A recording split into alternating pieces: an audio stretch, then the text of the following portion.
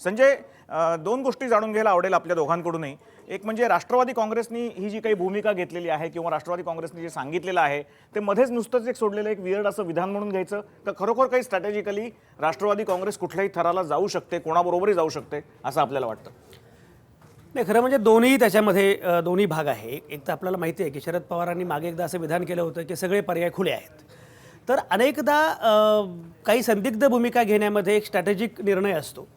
त्याच्यामुळे राष्ट्रवादी काँग्रेसनं ही जी काही भूमिका घेतलेली आहे त्याच्यामध्ये वियर्ड हा मुद्दा आहे, संदिग्धता मुद्दाम ठेवायचे हे आहेच, पण त्यामध्ये एक व्यूहरचनासुद्धा निश्चितपणे असू शकते.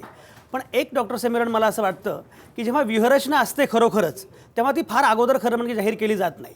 त्यामुळे टाकून द्यायचं हाच आत्ता तरी पहिला भाग असेल. पण दुसरं मला आत्ता असं दिसतं या सगळ्या याच्यामध्ये की एकतर भाजपला वगळून सगळ्यांनी एकत्र यायचं अशा प्रकारची नेपथ्य रचना आपण म्हटलं होतं की पूर्ण झालेलीच आहे. म्हणजे भारतीय जनता पक्षाला किती जागा मिळतील याच्या अनुषंगानं अनेक खलबतं सुरू आहेत.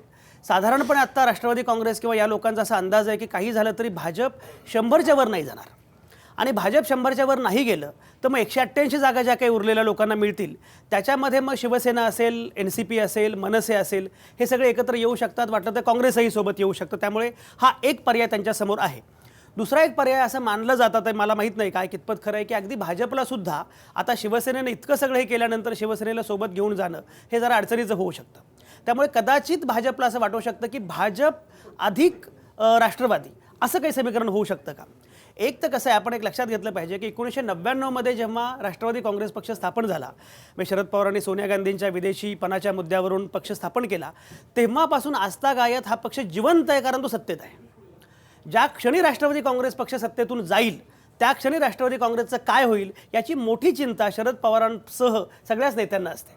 आता केंद्रातली सत्ता तर गेलेलीच आहे, पण किमान राज्यात तरी सत्ता राहिली पाहिजे. आणि राज्यात सत्ता राहायची असेल तर वाटेल ते करून, काही समीकरणं करून, पण सत्तेमध्ये आपण राहूया असा प्रयत्न राष्ट्रवादीचा असेल.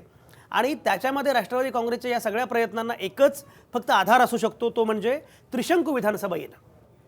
आणि या प्रकारे जर झालं तर निश्चितपणे राष्ट्रवादी काँग्रेस सत्ता स्थापनेमध्ये महत्त्वाचा रोल बजावू शकते.